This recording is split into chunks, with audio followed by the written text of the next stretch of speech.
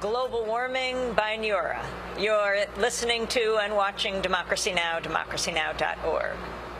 Well, I'm Amy Goodman here in Cancun. We're covering the UN Global Warming Summit. You know, last year this time we were covering the Copenhagen Summit. The press room was packed. There were thousands of journalists.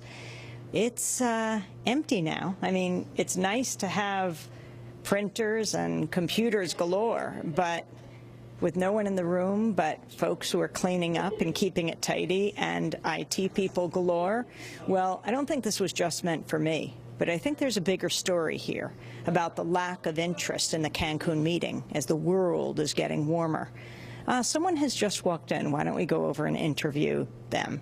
Well, I was alone until you walked in. What's your name? I'm Oliver Morton. I'm the Energy and Environment Editor of The Economist. Well, the reason we're talking is because you were the first person to walk in as I was sitting here. Were you in Copenhagen? I was, yes. How does this compare to Copenhagen? We have the resources all to ourselves.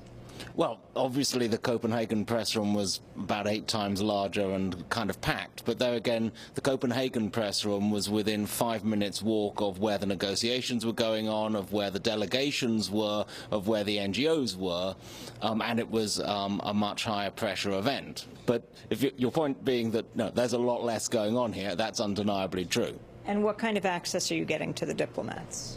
At the moment, I'd say it was similar to what we had at Copenhagen. You can go and find people if you can find them. The difficulty is actually finding them. It's not like there are sort of like official barriers. It's just in Copenhagen, everyone was all co-located, and so you could wander in and find them. And here we are in an extraordinarily vast resort, and it's very hard to actually find people that you might want to talk to other than absolutely at the event itself. Am I being unfair?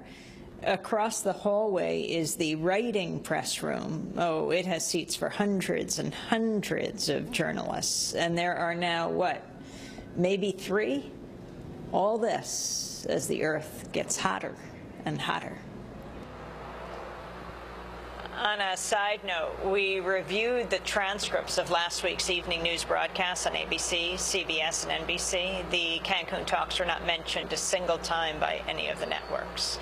This is Democracy Now!, democracynow.org, The War and Peace Report. I'm Amy Goodman.